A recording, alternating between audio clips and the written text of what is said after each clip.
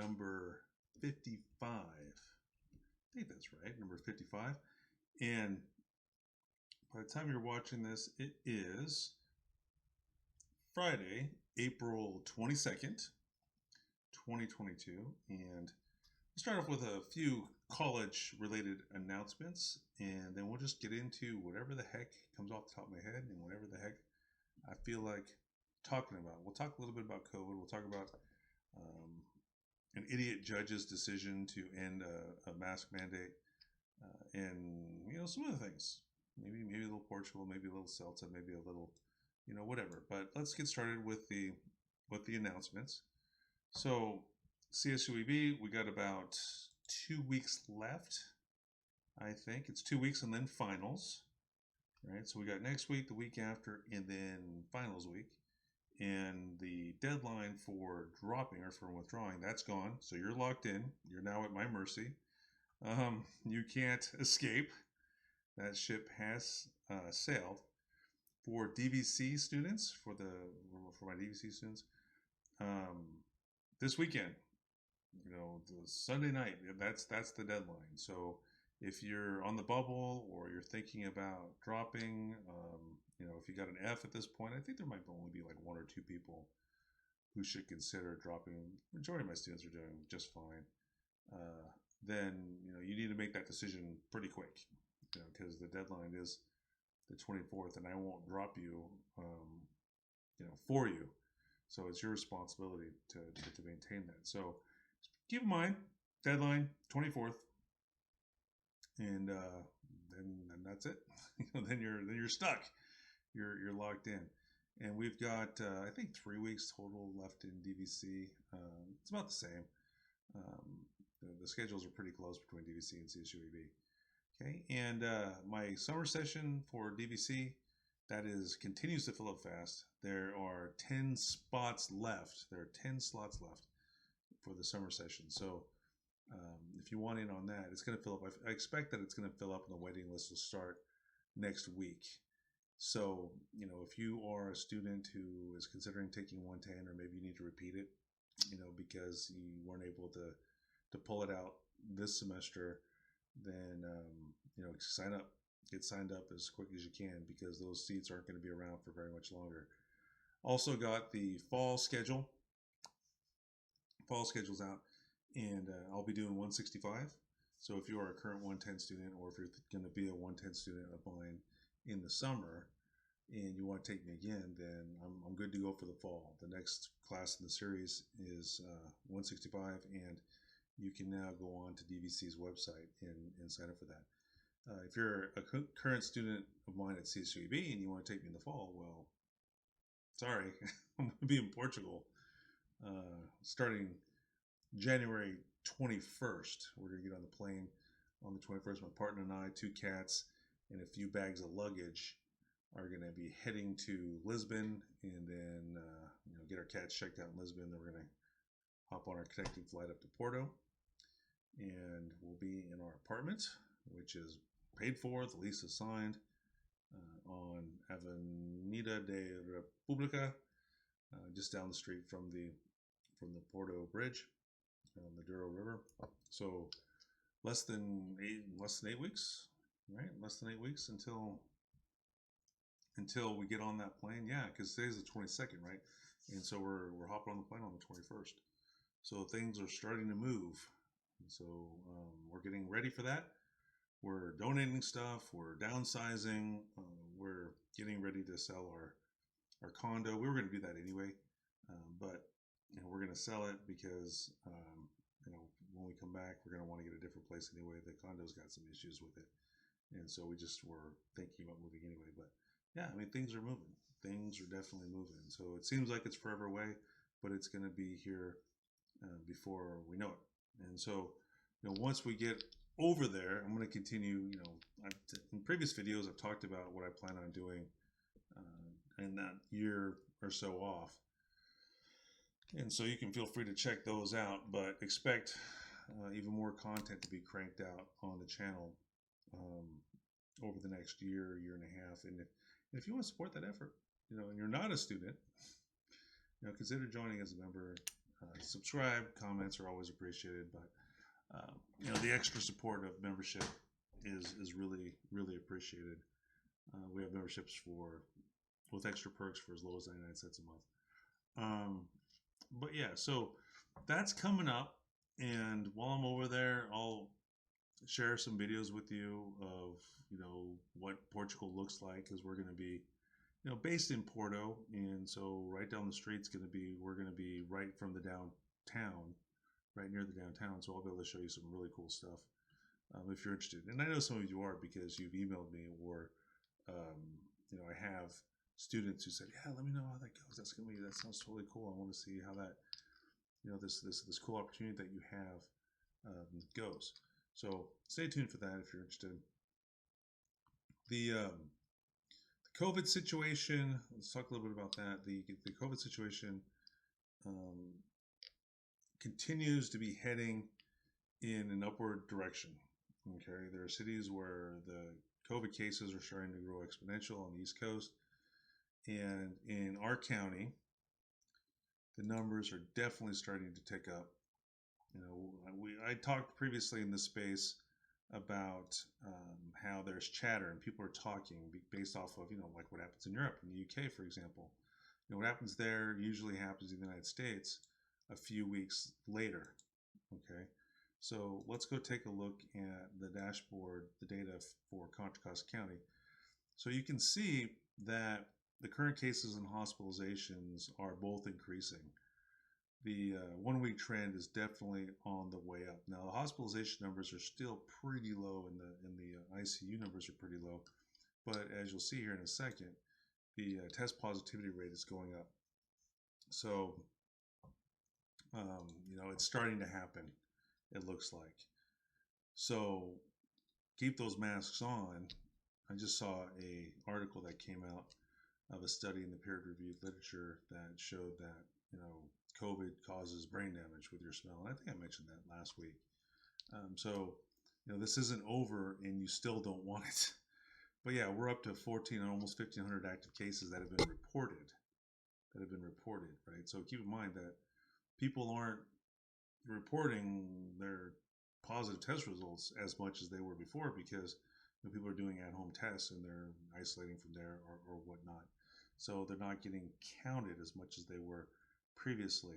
So you can see that the new cases by collection day, it's starting to move up. Now, this doesn't look too bad, especially when you consider it or compare it against Omicron or Delta. I mean, look at this Omicron wave, man. My God, it was like a freaking wall.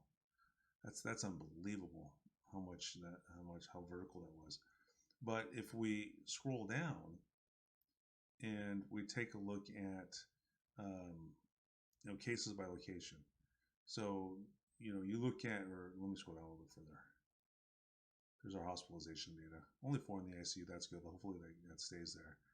But you can see that the hospitalization surge, we were under that moderate line for a while, but now we're starting to touch it again. And this was during Omicron right here, where we were consistently over that moderate line. Thankfully, we never got to severe or critical, because, hey, in Contra Costa County, the 80% of us are rational and got fully vaccinated. But anyway, so you take a look at the new tests by collection day. These are the reported ones. You can see that there's definitely a trend upwards. So people are getting tested more. Now you look at the percentage of new tests positive. This right here is what's concerning. This is the evidence that we're headed. Take a look at that slope and compare that to what we had with Delta. It's not quite as steep, but it's still heading in that direction. It's certainly not as steep as Omicron, thank God. Thank the God that I don't believe in. But you can see that it's starting to happen. It's somewhere in between Delta and maybe an earlier wave. So we're headed there. We're going just in time for all the mask mandates to be to be rolled back. All the caution to be thrown to the wind. So is this happening in response to the rollback, or is the rollback happening at a bad time when we're starting to see more cases? Don't know. You could probably argue it either way, but now's not the time to be letting your guard down, because now we're starting to have another wave. It's beginning. It's starting. And so that leads me to talking about this idiot in Florida, this judge who struck down the federal mask mandate. It's so stunning to me that we have this disease that's killed well over 1 million Americans in 2 years, and we still have this idiocy of people who don't think it's a big deal or whatever, and that's maddening. But then you have this judge who comes along and says, "Oh, well, this mask mandate is unlawful. It's it violates the law. It doesn't adhere to the law that allows the CDC to regulate health." Okay, a couple of things to consider with that is, number one, this was a judge who was appointed during the Trump administration by a Republican-controlled Senate, who was designated as unfit, unqualified by the Bar Association, by the people who are in charge of certifying whether or not you're a lawyer. They said this person is unfit to be a judge. They're incompetent. Okay, competency doesn't matter to some people who nominate judges, but this person is incompetent. And you might say, "Oh, well, you're just being a leftist or whatever." Prior to being appointed to the federal bench, they had never tried a case in court ever. They have no experience trying cases. Okay, do you get to be a doctor without ever having done anything doctoring related? Do you get to be a chief surgeon? No, of course not. So here's somebody who was made a judge, a federal judge, that decides law that impacts all of us. Who, as I was reading of other lawyers, had misinterpreted the law when it comes to regulating or dealing with health issues. So this idiot comes along and strikes down the mask mandate nationwide, and you've got 40% of the country who are like, "Yeah, we don't have to wear a mask anymore. We don't have to care about anybody else. We can do whatever we want. We can only think about ourselves. Yay, I don't have to wear my mask anymore." 1 million dead Americans, man. A virus doesn't care what political party you belong to. It doesn't care about your freedoms, about your liberty, about any of that stuff. It's a disease. It's a disease. Okay, and the way that we stop the disease is by getting vaccinated, by wearing masks. That's what you do. So some people will say, "Well, it's all about my personal risk, and it's my choice whether or not I want to protect myself and whether I want to risk myself or whatever." Blah blah blah blah blah. When it comes to overeating, when it comes to drinking too much, doing drugs, I can buy that argument a bit, because I believe that unless you control what goes into or comes out of your body, you can't call yourself free, right? You're owned by someone else if you don't get to control those things. But here's the thing, heart disease impacts you, yes. Cancer impacts you only, yes. Your health. I mean, you can talk about the secondary effects about your loved ones who will be impacted by your death or whatever. But heart disease and cancer are not infectious diseases. COVID is. And we've got thousands of our immune compromised brothers and sisters who can't get vaccinated. We've got kids who still can't get vaccinated, and all of their health is being put at risk. So to strike down that mask mandate, which was obviously done for political purposes, it's insanity. It's absolute insanity, and this is the sort of thing that we're going to be dealing with for the rest of our lives. The previous administration was a disaster. Here's a perfect example of it. Okay.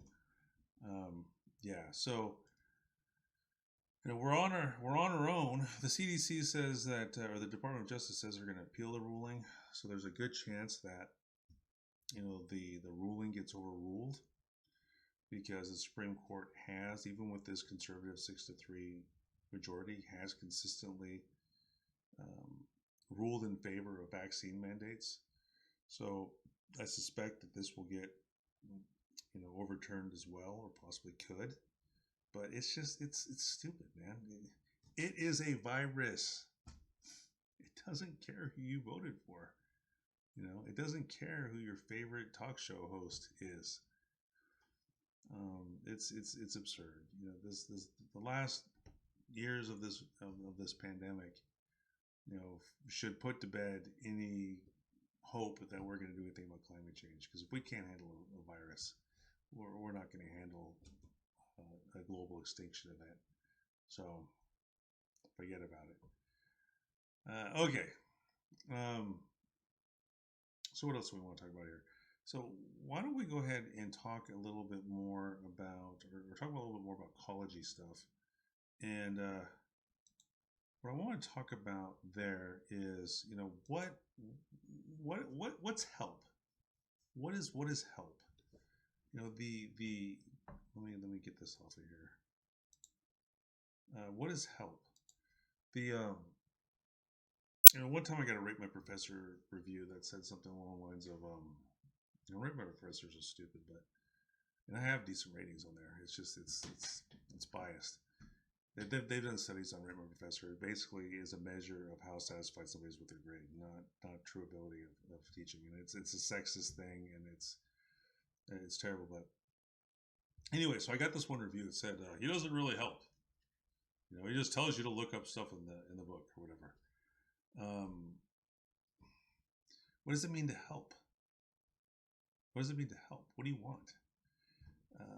What I find too often is that what students mean when they use the term help is not all the time, right? I mean, not the majority of the time. But what they mean by help is do the homework for me. That's what happens a lot. So, if you show up and you just want me to give you answers, or you want me to co-author your program for you, then, and you think that that's helping, or that's help, then yeah, I'm not going to help you, right? I'm not going to do your homework for you. I've had that debate a few times with students, or had that argument a few times, where I've said, it's your homework assignment. You do it. I'm not doing this for you. And when that's happened, it's gotten to that point because it was so obvious that the student hadn't come to lecture, they hadn't read the required materials, they hadn't done any of the work. And so they show up to office hours expecting you to give them answers, basically. And so when I help a student, when they show up, what I employ is a version of the Socratic method, where I ask questions. Students will say, well, does this look right? And so I'll say, well, what makes you think doesn't look right? Or is this right? Is this function right? Is my program right? Well, why do you think it's not? Part of the homework assignments that you have when you're learning, when you're getting your computer science degree, part of the class requirements is that you do requirements analysis. And so what's requirements analysis? Requirements analysis is reading directions. I've done for the entry level students, I've done a lot of the work, the heavy lifting for the requirements analysis, because I've put the requirements together for you, but you have to be able to translate them, come up with a plan, and then implement that plan and code, and write the code. So, I'm not gonna, what's wrong with this statement? Well, what do you think's wrong with that statement? Which isn't the most satisfying answer for people, but if you've done, for some people, if you've done the reading and you've done the practice and you've done the work, then you should be able to say, oh, well, I think this statement does this, right? Then we could go from there. But, when you say, well, does this look right? Or does this look right? What you're doing is you're basically just, what's the word I'm looking for? You're just trying, random things until you get the right answer that you want, right? You're just trying different statements or something until you get until you get me to say yes. You didn't learn anything. You're just copying and pasting or modifying and just hoping until it works. You're not in command of the code there, right? So that's a terrible thing. That's not helping you, right? So, um, or for you to say, does this look right? It's not helping you. You tell me why it's right. Explain to me why your code's right or what you're trying to do. Um, so that'll be another thing that I'll do is I'll say, well, what's this code do? Why did you put this here? I don't know. Well, what do you want me to do? Why'd you write it? If you don't know why you wrote it, then why are you coming to me? Tell me why you wrote it. What's the point of this code here? Well, I don't know. It's That's dumb, right? I mean, um, if you don't know why you wrote a piece of code, then what do you want me to do for you? How am I supposed to help you? What are you trying to accomplish? That'll be part of it too. Students will just come and they'll just have a bunch of code in their source code file and they'll say, look at this, I don't understand. I'll say, okay, well, what are you doing on line one? I don't know. Go back and reread the material, rewatch the lecture, and then come back and try again. Because we're not at any place where we can have a conversation. If you don't know what you're trying to do, then how the hell am I supposed to know what you're trying to do? What's your algorithm? What's your program trying to do? And the students who understand, they don't come with just a bunch of code and say, I don't know what's going on with this, right? They'll come and say, okay, I'm trying to do A, I'm trying to do B, I'm trying to do C, and I got my A going, and my B, I think I got something wrong with my B here, and I'm not exactly sure the syntax here. I'm not exactly sure how this for loop works. And so I'm trying to do this loop, this repetition structure that does this A, B, and C, and it's not. And I'm not exactly sure. Can you go over for loops with me again, or can you just review for loops with me so I can see what I'm missing? That's beautiful. That's a beautiful question because that shows me that you're invested and you did the work. You did the work, but there's just something that's not clicking for you. And we can get past that in 15 minutes. We can deal with that in 15 minutes and during office hours, right? But to show up with a bunch of code and go, I don't know what any of this is doing. I can't help you, right? So,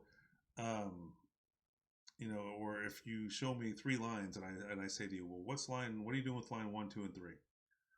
And you say, I don't know. I don't know what that does. Well, at that point, I'll say, okay, well, here's section 3.2. This is where it was covered. And then I got this lecture video for you here. So go ahead and review that. This is where your answer is. Check that out. Write a practice program on your own. See if you can figure it out. And then if you're still stuck, come back and follow up with me. That somehow translates to, he doesn't really help. He just tells you to go look it up in the book. That's an example of a student and a professor are just incompatible. Because to me, to have that attitude, in that case, that's you wanting me to do your homework for you. You have to learn by doing. You learn by programming. You learn by investing and being an active participant in the reading of the text and the writing of the code. If you don't do those things, if you don't bang your head against that wall, if you don't spend hours on it trying to figure it out, you're not learning. You're not going through the process. Sometimes I'll have students come to me and they'll say, man, I've been working on this for 36 hours. I've been really struggling with it. And I'll go, so, and what's your point? That's what you do. That's part of it. That's the part of the process. There's going to be times when you get pissed off. There's going to be times when you're frustrated, where you think you'll never figure it out. Welcome to computer science. That's the price of admission, because eventually you will. If you're persistent enough and you keep fighting, you'll get there. You will break through, and it'll make sense. And when it does, then you've learned it, and you'll never forget it. And so, going back to when I was talking about a version of the Socratic method, me asking you questions, eliciting from you, what your thoughts are. If you come up with the answer, if I can lead you to the answer by asking you questions, you're going to remember it because you came up with it, right? You came up with the answer, and you're gonna have that aha moment. It's gonna stick. Um, so if you expect, or if a student expects to come to my office hours and say, "Hey, can you just give me this statement on line 3?" No, I'm not helping. I'm not. If you think that's help, then you're not going to get any help because that's not helping. Um, all you're doing is asking me to type something on a line for you, and you didn't learn what that code does. You don't understand what that code does or why it does it. That's not learning. Okay, that's not learning. So, you know, just to follow up on that, if you turn around and you say, "Oh, well, here's what I'm trying to do. Here's what I want to do. Here's how my algorithm works," and I'm not sure, is it a for loop that I use here or a do while loop? Well, we can have that conversation too, right? Because you know what you want to do, you know what the logic is that you're trying to pull off, but you're not exactly sure which structure to apply there. Well, yeah, we can have that conversation, and I can say, "Oh, well, while loop. Here's an example for a more in-depth explanation." I mean, I could type out section 3.7 for you in an email, or I can say section 3.7. Here you go. Skim it. This paragraph in the sample program gives you the example. Skim over that. Here's another example I can give you that's really short.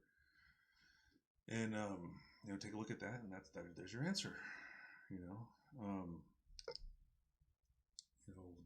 In addition to what we did in lecture and all the example code that I wrote for you in lecture, and all the explanations that I gave you in lecture. So yeah, it's. I wanted to point out that students have a different idea, or they have sometimes their idea of help and a professor's idea of help. They're not the same. They're not the same. A lot of times, I'm thinking to myself, "What, you want me to wipe your butt for you too?" Maybe that sounds bad, but sometimes that's what it's like. You teach your backside off. You spend hours explaining something. And I can explain it to you, but I can't learn it for you. And so you spend all that time. Then somebody comes up to you and goes, "I don't understand. I don't know what. I don't know." Where have you been all semester? That's incredibly disheartening. It's incredibly frustrating because I just showed you exactly how to do it. You want me to go repeat the last hour worth of lecture for you? What were you doing? Get off your phone.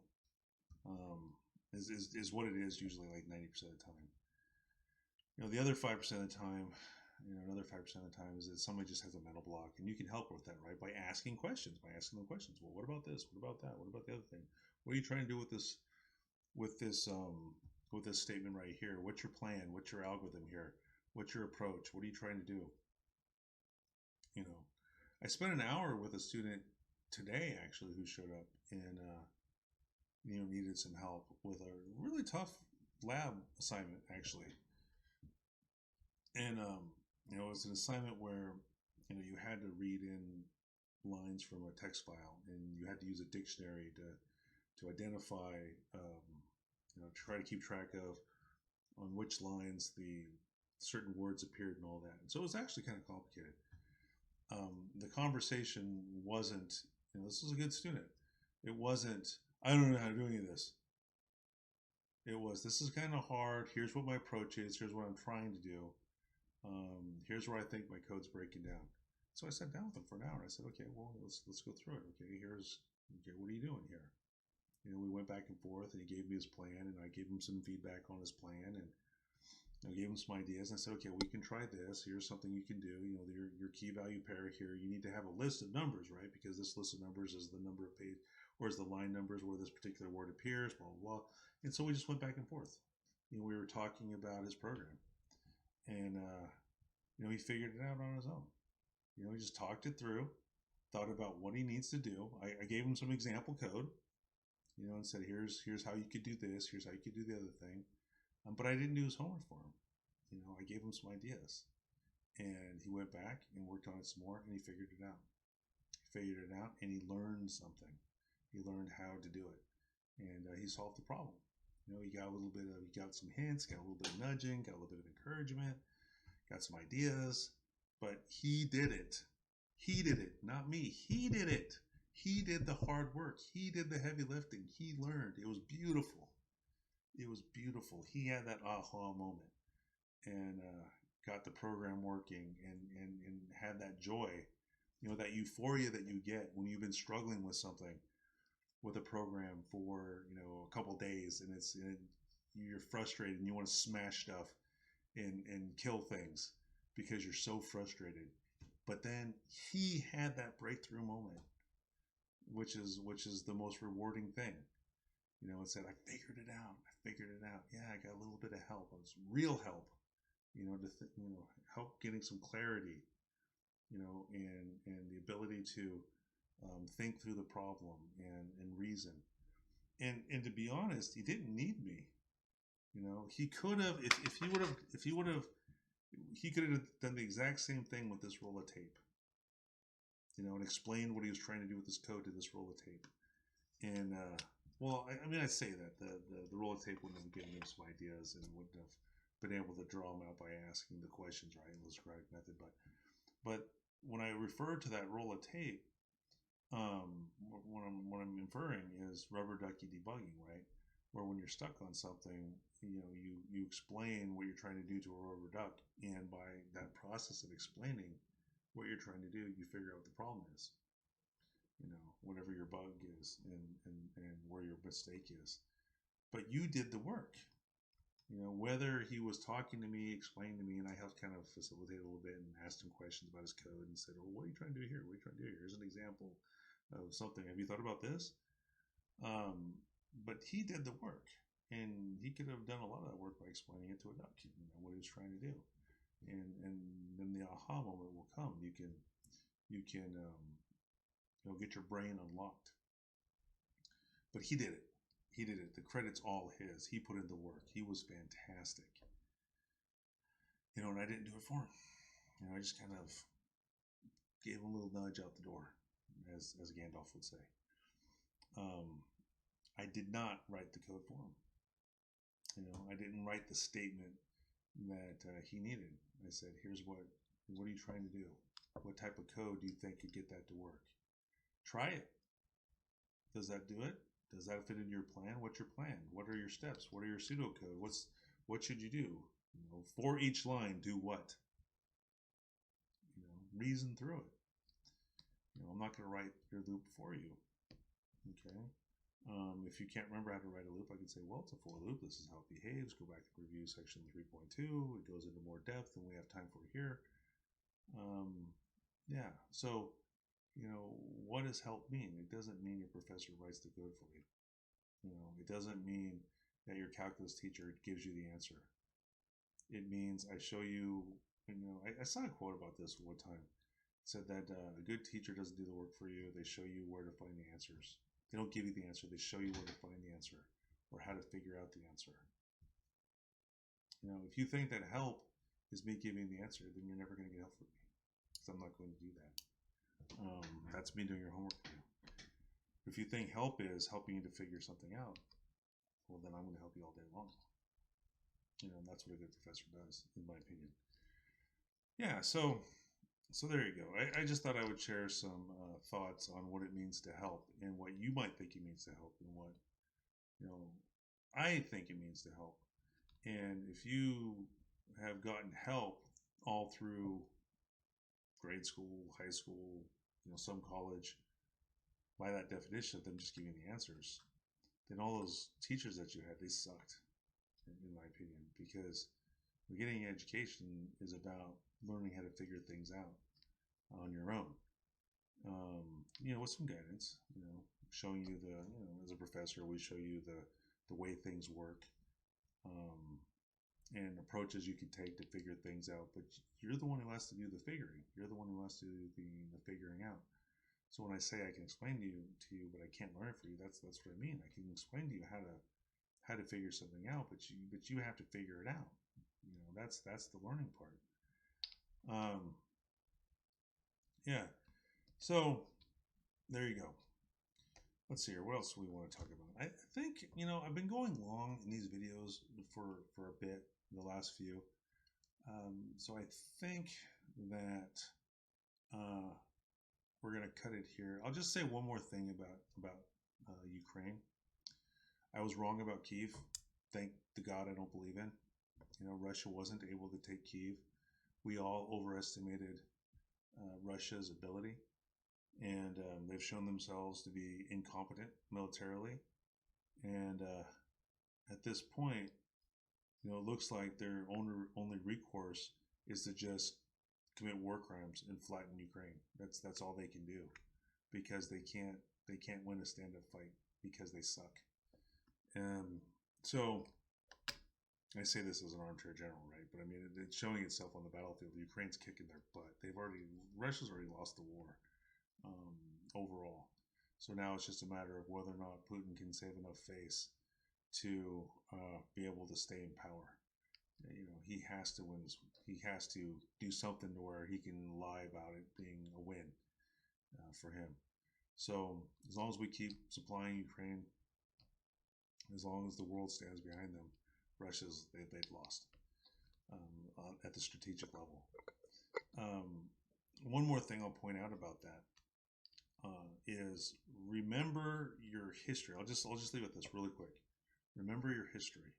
Remember one of the reasons that one of Trump's impeachments was because he refused to supply the aid that was passed by Congress to Ukraine to defend themselves against Russia. Never forget that. Never ever forget that, because he was using it as blackmail to get Ukraine to make up stuff about Biden that just, there was no merit there. It was all BS. He wanted a fake sham investigation of Biden. Biden sucks for a lot of reasons, okay, but it was purely for political reasons to try to hurt Biden's chances of winning the election. And Congress passed a law that said this money must go to Ukraine to help defend them against Russia. And Trump said, no, I'm not giving the money unless Zelensky does what I want. Never forget that. That's what one of his impeachments was about.